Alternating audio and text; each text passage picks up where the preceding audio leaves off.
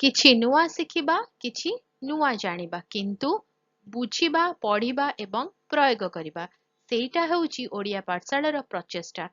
ଆପଣମାନଙ୍କୁ ସମସ୍ତଙ୍କୁ ସ୍ୱାଗତ ଓଡ଼ିଆ ପାଠଶାଳାକୁ। ଚାଲନ୍ତୁ ଆଜିର ଭିଡ଼ିଓରେ ଡିସ୍କସ୍ କରିବା ଅଙ୍ଗନବାଡ଼ି ବିଷୟରେ।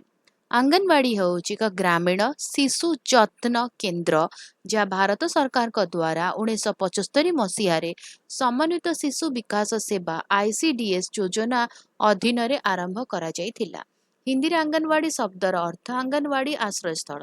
ଏହି କେନ୍ଦ୍ରଗୁଡ଼ିକ ଦେଶର ଗ୍ରାମ ଏବଂ ଛୋଟ ସହରଗୁଡ଼ିକରେ ପିଲାମାନଙ୍କର ସ୍ୱାସ୍ଥ୍ୟ, ପୁଷ୍ଟିସାର ଏବଂ ପ୍ରାରମ୍ଭିକ ଶିକ୍ଷାରେ ଉନ୍ନତି ଆଣିବାରେ ଗୁରୁତ୍ୱପୂର୍ଣ୍ଣ ଭୂମିକା ଗ୍ରହଣ କରନ୍ତି।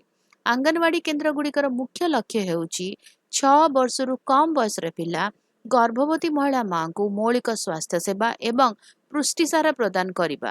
ସେମାନେ ଶିଶୁର ଶାରୀରିକ ଏବଂ ମାନସିକ ବିକାଶ ପାଇଁ ଏକ ଭିତ୍ତିଭୂମି ଭାବରେ କାର୍ଯ୍ୟ କରନ୍ତି। ପ୍ରତ୍ୟେକ କେନ୍ଦ୍ର ଜଣେ ଅଙ୍ଗନବାଡ଼ି କର୍ମୀ ଏବଂ ଜଣେ ସହାୟକଙ୍କ ଦ୍ୱାରା ପରିଚାଳିତ ହୁଏ, ଯେଉଁମାନେ ସାଧାରଣତଃ ସ୍ଥାନୀୟ ସମ୍ପ୍ରଦାୟର ମହିଳା। ଅଙ୍ଗନବାଡ଼ିରେ ପ୍ରଦାନ କରାଯାଉଥିବା ସେବାଗୁଡ଼ିକ ପରିପୂରକ ପୁଷ୍ଟିସାର, ସ୍ୱାସ୍ଥ୍ୟ ଯାଞ୍ଚ, ଟିକାକରଣ ଏବଂ ପ୍ରାଥମିକ ଶିକ୍ଷା ଅନ୍ତର୍ଭୁକ୍ତ।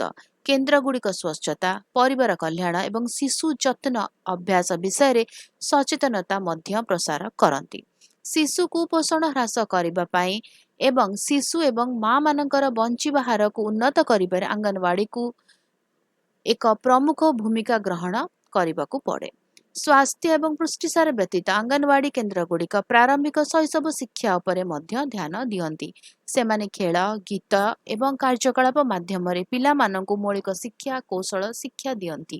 ଏହା ସେମାନଙ୍କୁ ସ୍କୁଲ ପାଇଁ ପ୍ରସ୍ତୁତ କରେ ଏବଂ କମ୍ ବୟସରେ ଆତ୍ମବିଶ୍ୱାସ ସୃଷ୍ଟି କରେ।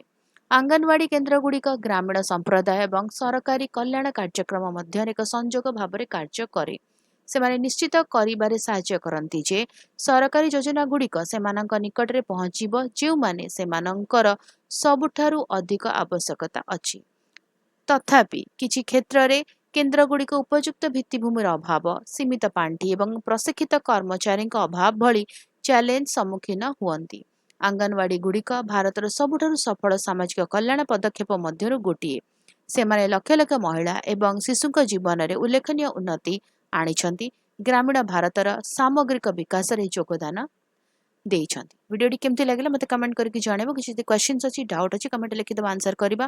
ଆଉ ଯଦି ଭଲ ଲାଗିଲା ତାହେଲେ ଭିଡ଼ିଓ ଟିକେ ଲାଇକ୍ କରିଦେବ, ଭିଡ଼ିଓକୁ ସେୟାର କର, ଚ୍ୟାନେଲକୁ ସବସ୍କ୍ରାଇବ କରି ବେଲ୍ ଆଇକନ୍ ପ୍ରେସ୍ କରି ଅଲ୍ ନୋଟିଫିକେସନକୁ ଅନ୍ ରଖିଥାଅ। ତାହେଲେ ରହୁଛି, ଦେଖା ହେବା ଭିଡ଼ିଓରେ। ଭଲରେ ରୁହ, ସୁସ୍ଥରେ ରୁହ, ମୋତେ ଅନୁମତି ଦିଅ। ବାବା।